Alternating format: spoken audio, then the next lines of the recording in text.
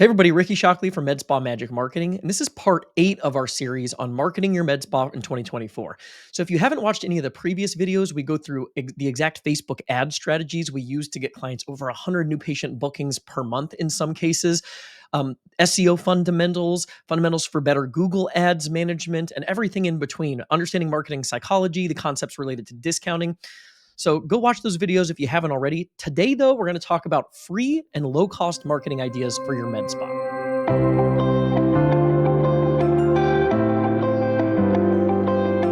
So you might be an established business that's already doing well, and you're just trying to find some strategic ways to generate more consistent new patient lead flow. Or you might be a new business starting off and you're really strapped for budget. This video is going to help you immensely. So here's the first thing that I wanted to go over today in terms of free or low cost ideas. So this is an obvious one. This is just leveraging organic social media. So posting to Facebook, Instagram, and TikTok mainly. Why do we want to do that? And I'll explain what I believe the real strategy behind organic social media is in 2024. Now, Facebook and Instagram, they really throttle your reach organically. So you're not really reaching a ton of people. This is not going to be something that's going to be a consistent source of leads for most businesses. So just posting to your social media pages without actually advertising, it's not going to be lucrative in terms of new patient acquisition. But here's where this strategy actually comes into play. It builds on the factors of know, like, and trust. So in one of my earlier videos in the series, I talk about the 3 ways that consumers make purchase decisions, or the 3 buckets that they're considering. Those are factors of know, like, and trust, factors of price, and factors of convenience.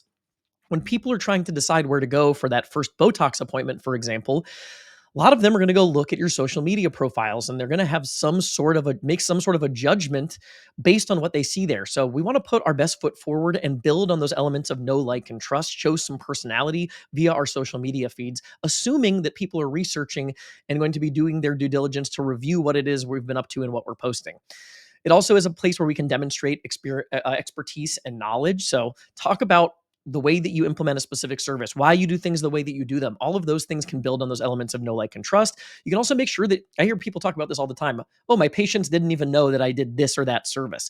Make sure that you're sharing information with your followers so people know the wide variety of services that you offer. Don't obsess over polish and editing. Being proactive and using your smartphone is going to be good enough in most cases. Like I said, be proactive, use stories. If you can handle this internally, you're going to do it better than any other agency would be able to do it for you. So if you have someone that can take this responsibility in-house, it's going to be timely, it's going to be more relevant, and they're going to be able to do more of it. You can share little stories and tidbits and snippets throughout the day. So the main goal, in my opinion, of organic social media use for medical aesthetics businesses is to re-engage your existing clients for better retention, right? We're going to make those people a little bit more sticky. They're going to know us, like us, and trust us a little bit more as they see that stuff in their newsfeed. And it's also going to help us convert leads that are on the fence considering other options by building on those factors of know, like, and trust. The second thing on our list is basically just optimizing your Google listing. The basic edits that you can make to your Google listing to make sure that you're putting your best foot forward in terms of your ability to show up in those maps results when people are actively searching for your services on Google. So the basic checklist here, and I've got the whole video. If you go back to, I don't remember what part it was, but in this playlist, there's a video on SEO, and we go over this in a little bit more detail. But the basic checklist here is make sure that you've got the proper business name. You don't want to add location information or any additional details. You just want to put your business name as it's generally presented in your marketing material. Fill out all of your category tags. So medical spa, laser hair, facial spa, any of the category tags that are relevant to your business. This is the one I see a lot of people missing. There's a section in your Google listing where you can fill out your services and products.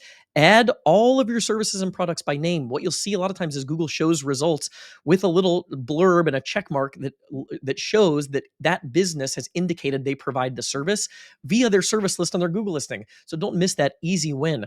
I also recommend adding your services as products. So Botox, for example, that's a service. It's also a product. So add it to both places. Add as many images and information on that listing that you possibly can. Again, assume that people are shopping alternatives, and we want to put our best foot forward and do what we can to convince and convert prospects. So nice images that make the office look inviting, staff photos where people are smiling. Go into detail as to why your clients and customers love you and why people choose you and why people come back to see you. Also, on your posts, one of the best ways to use your posts on your Google listing is to make sure you're promoting specials. So again, if people are weighing alternatives, but you have a post that highlights a new patient-specific promo on that service, probably more likely to get that phone call. And then aggressively pursue Google reviews. Once you set up your listing and you click the reviews section of the listing, there will literally be a little button that says get more reviews. That's a link that you can text and email to your clients and prospects. So make sure that you're aggressively soliciting reviews. Next thing on our list, strategic networking. I think this is underutilized. So finding businesses with similar clientele and figuring out ways to interact and engage with their audience is really powerful potentially.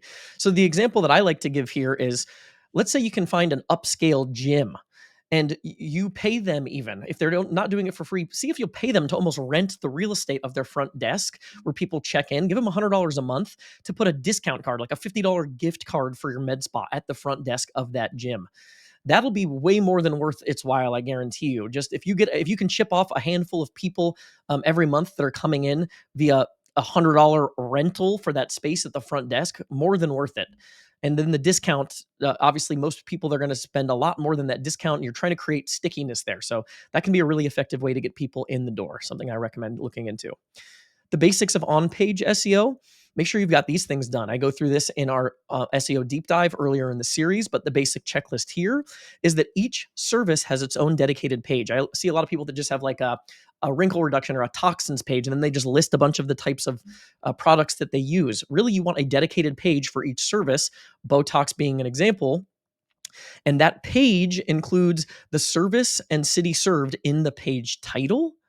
So the page title is Botox in Nashville, Tennessee, Ricky's Med Spa, for example. You can get more creative with that too, right? New patient Botox special in Nashville, Tennessee. Make it a little bit more attractive if you're running new patient promos, for example. The primary headline reflects that same information. So the first text that users actually see on the page has the city that you serve and the service that you're talking about. And then make sure the content is robust and informative.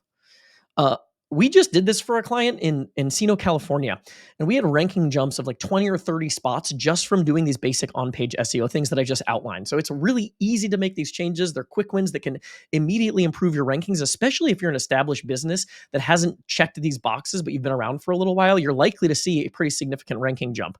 So this is an example of most of the pages. When I Googled Botox in Nashville, the page title here is Botox in Nashville, and then some more stuff there. And then the H1, which is that primary heading you see on the page, again, Botox in Nashville. That simple formula allows Google to understand what you do and where you do it. If you're not doing that, you're missing a chance to rank more prominently in the Google search results. Another thing I like, free services and giveaways, especially if you're new. Inviting a certain number of people in each month or each week for free services can be really effective. So just make sure that if you're going to do that, the service has a really low delivery cost. So it's not costing you a lot to actually perform the service. So that's eliminating risk. And then have a plan to upsell and talk about other things that you do. And make sure you're asking the people that get that free service for reviews. So you're also building your review profile when you do this. Also ask for referrals.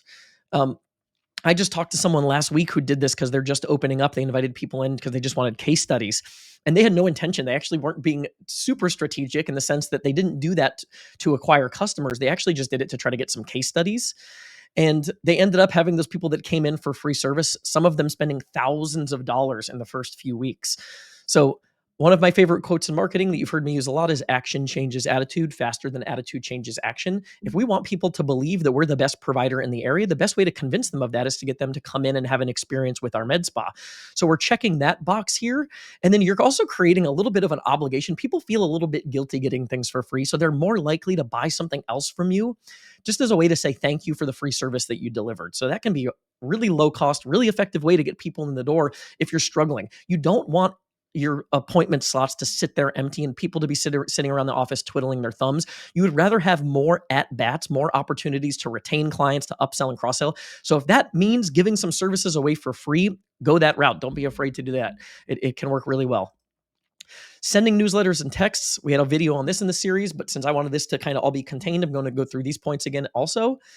Sending offers and promotions weekly or monthly to your existing customers is a great way to see additional revenue through the door. You see great case studies from marketing providers all the time where we've got $20,000, $30,000, $50,000 in revenue just as a result of engaging with your existing database. So I recommend making sure that those are personalized So instead of it just looking like a mass text or a mass email, if you can find a marketing automation tool that will personalize those messages, you can even do this with something like MailChimp or Slick Text, where it puts the person's first name in the message. That's going to be a lot more effective. I like to call attention to one specific offer when we do those promos. Sometimes when you jumble a combination of things into an email newsletter, things can kind of just get lost. And then you can also use this strategy to book specific days. So we have clients that they do this because they know they've got a new injector on Thursdays that has availability. So they'll look at the schedule on Monday and they'll send a text blast out to their existing list to fill those last spots. Local guide content. This is kind of a creative one. So I've got a whole video on SEO where I talk about how I think blogging is one of the places where marketing agencies are wasting their clients' ad dollars most. But this is a strategy that's a little bit more nuanced and can be more effective. And I'll kind of explain the reason. So what is the reason as a med spa that you might advertise on the local news website? It's because you know that there are people that are in the local market that are paying attention there, and you just want those eyeballs seeing your brand, your marketing message. So we can kind of reverse engineer this sometimes with local guide content. I have a screenshot of an example of a client in Maryland that's actually an audiology practice. But we did some stuff like this for her because her old company was blogging, and we wanted to keep doing something for her, but we wanted to make sure there was actually a strategic angle. And these posts have been in the months that they're doing well. So this one is like a Christmas event. So like in November, December, this has actually been the most trafficked page on her website. And why that's kind of cool is the people that are visiting this page are actual local consumers that are now being exposed to her brand and marketing message. And these people, when they come into originally because of this guide content, you'll see a lot of them in Google Analytics actually click around the website to see what else you're up to and what services that you offer. So the key to getting content like this to rank, I'll explain that in a second. But one of the things is to make it really, really in-depth. So one of the things that we found is there's a lot of sites that have like a top 10, top 15 list of things to do. If you make that list longer and more robust, you're going to have a better chance to rank.